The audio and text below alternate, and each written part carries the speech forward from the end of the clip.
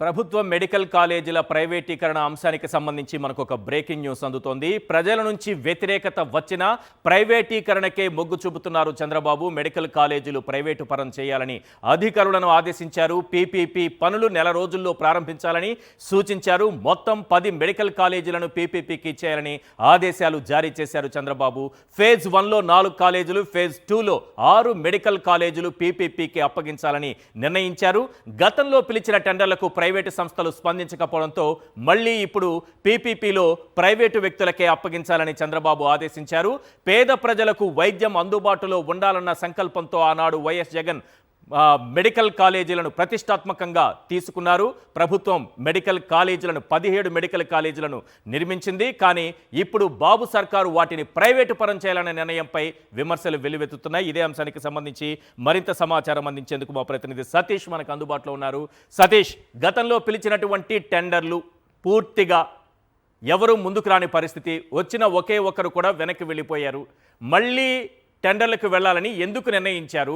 ప్రజల నుంచి వస్తున్నటువంటి వ్యతిరేకతను చంద్రబాబు ప్రభుత్వం గుర్తించడం లేదా?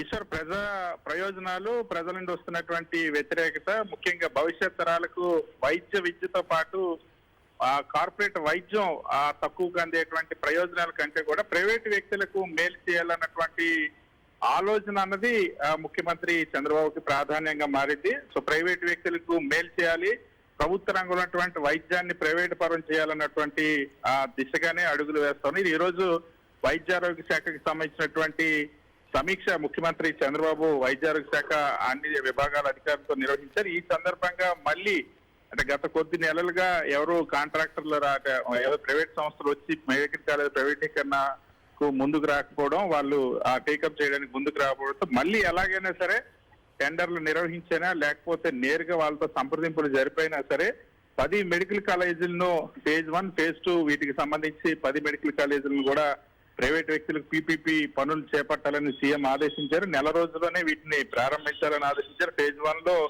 మార్కాపురం, మదనపల్లి, అదేవిధంగా పులివెందుల ఆధునిక కాలేజీలని, వాస్తవానికి పులివెందుల మెడికల్ కాలేజీలు అన్ని సిద్ధమయ్యి అక్కడ ఉన్నటువంటి ఎక్విప్మెంట్ ని, స్టాఫ్ ని కూడా వేరే చోటికి పంపించేసినట్టు పరిస్థితి ప్రైవేట్ కాలేజీలకు అప్పగించడం కోసం, ప్రైవేట్ వ్యక్తులకు అప్పగించడం కోసం ఫేజ్ 2లో అమలాపురం, బాపట్ల, పెనుకొండ, నర్సీపట్నం, పాలకొల్లు, పార్వతీపురం కాలేజీల్ని పీపీపీకి అప్పగించాలని నిర్ణయించారు. కానీ సతీష్, నిన్న ఒక్కరోజు రాష్ట్ర ప్రభుత్వం చేసిన అప్పు 4,600 కోట్లు.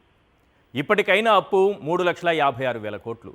నిన్న ఒక్కరోజు అప్పుతో 5,000 కోట్ల రూపాయలు ఉంటే 10 మెడికల్ కాలేజీలు బతికిపోతాయి.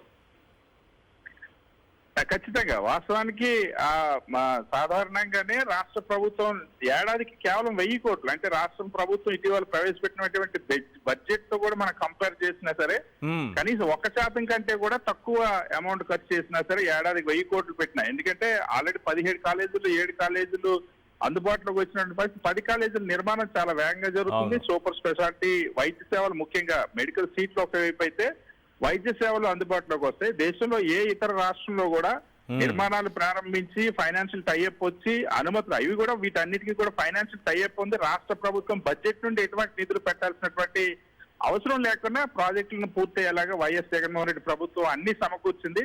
కేవలం వ్యక్తిగతంగా స్వార్థపూరిత ప్రయోజనాలు, ఆలోచనలతోనే ప్రైవేట్ వ్యక్తులకు వీటిని అప్పగించాలి. కొంత ఎవరైతే తెలుగుదేశం పార్టీకి అనుబంధంగా ఉన్నటువంటి వ్యక్తులకు వీటిని అప్పగించాలన్నటువంటి ఒక కుట్ర దీని వెనక ఉందన్నటువంటి ఆరోపణలు కూడా ఉన్నాయి. Right, thank you Satish.